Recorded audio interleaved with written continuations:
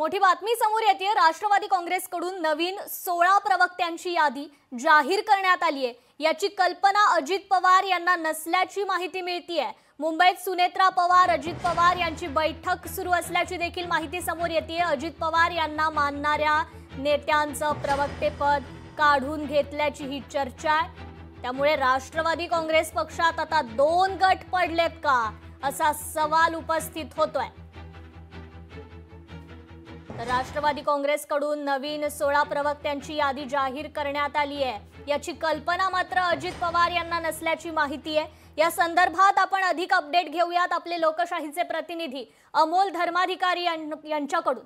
अमोल, राष्ट्रवादी काँग्रेसकडून नवीन 16 प्रवक्त्यांची यादी आता जाहीर करण्यात आली आहे, मात्र याची कल्पना अजित पवारांनाच नसल्याची माहिती आता समोर येतेय। काय अधिकची अपडेट?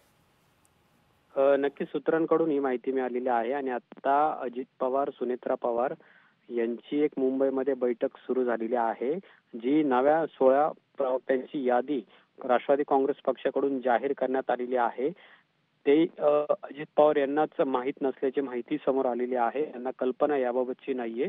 त्यामुळे जे आताचे नवीन प्रवक्ते नेमलेले आहेत ते एका राष्ट्रवादी काँग्रेसमधील नेत्याच्या फेवर मधले आहेत असं सांगण्यात येते। दुसरीकडे अजित पवार यांना मानणारे आपण पाहतोय की रुपाली पाटील आहेत, अमोल मिटकरी आहेत, वैशाली नागवडे आहेत, यांना मात्र प्रवक्ते पदावरून काढून टाकण्यात आलेला आहे आणि त्यामुळे राष्ट्रवादी काँग्रेस पक्षामध्ये 2 गट आहे का असा प्रश्न उपस्थित होते। पण सर्वात महत्त्वाचं म्हणजे नवीन प्रवक्त्यांची जी यादी जाहीर केलेली आहे त्याच्यामध्ये जी नावं आहेत त्याबद्दलची कल्पना मात्र अजित पवार यांना नसल्याची माहिती आहे।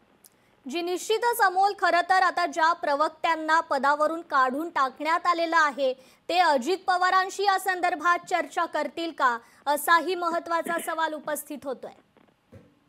नक्कीच यामध्ये प्रामुख्याने आपण पाहतोय की राष्ट्रवादी काँग्रेस पक्षाच्या आक्रमक नेत्या म्हणून रुपाली पाटील यांना पाहिलं जातं। त्यांची सुद्धा प्रवक्ते पदावरून हकालपट्टी करण्यात आलेली आहे।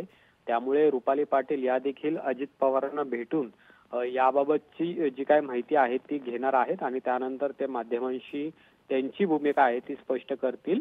त्याच्यामुळे अमोल मिटकरी असेल किंवा रुपाली पाटील असतील, जे राष्ट्रवादी काँग्रेस पक्षाची आक्रमकपणे बाजू आतापर्यंत आपण मांडताना पाहायला मिळत होतो, अगदी सत्ताधारी पक्षातले नेते जरी चुकले तरी या नेत्यांकडून त्यांची जी भूमिका आहे पक्षाची ती मांडली जात होती, मात्र त्यांच्यावरच ही कारवाई करण्यात आलेली आणि हे नेते जे आहेत ते अजित पवारांना जास्त मानतात असं सुद्धा म्हटलं जातं आणि त्यामुळे ही कारवाई करण्यात आलेली आहे। जी निश्चितच अमोल, धन्यवाद आपण दिलेल्या या सविस्तर अपडेट बद्दल।